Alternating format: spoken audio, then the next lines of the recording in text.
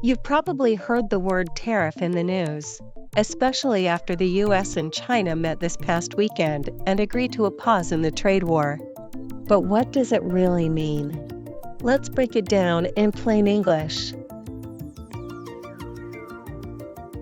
A tariff is essentially a tax placed on imports, though it can be rescinded and isn't permanent like taxes you pay from your earned income. Think of it like a toll for bringing goods into a country. For instance, if a car from Germany costs $50,000 and there's a 10% tariff, that's $5,000 in taxes.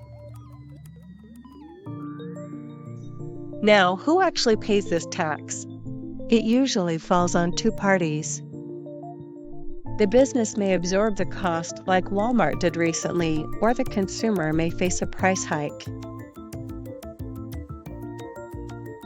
Take smartphones, for example. If it costs $500 to import and a 20% tariff is applied, that's an extra $100. The retailer might raise the price to $600, or they could keep it at $500 and earn less profit. The business could also choose to split the extra cost and charge $550. So why do governments use tariffs? They aim to protect local industries by making foreign products pricier.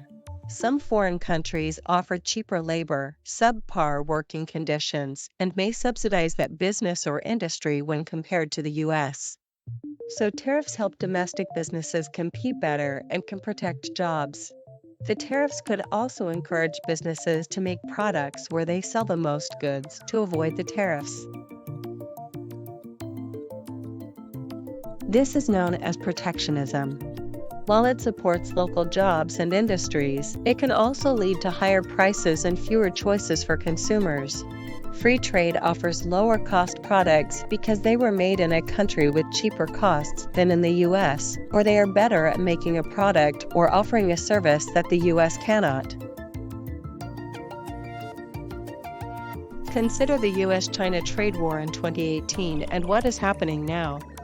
The US imposed tariffs on Chinese goods, and China retaliated.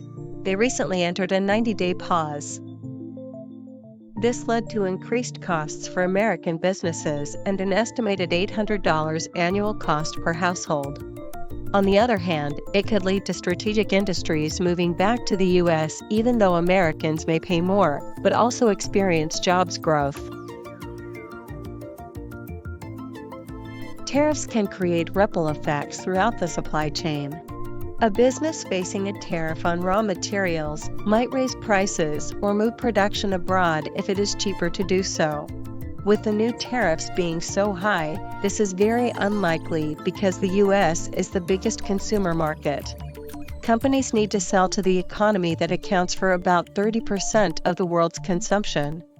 This ultimately affects consumers and the economy.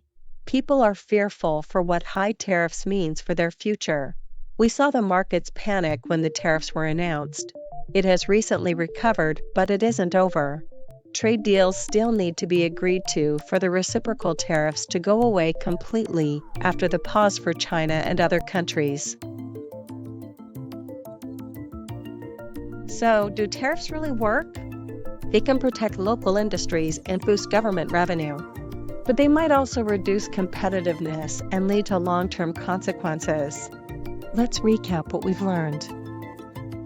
A tariff is a tax on imports paid by businesses or consumers. While they protect local industries, they can also raise prices and spark trade wars. During those trade wars, companies will have to choose the best place to make and sell their products or offer their services. If you found this helpful, subscribe to MBA Perspective, and share with a friend.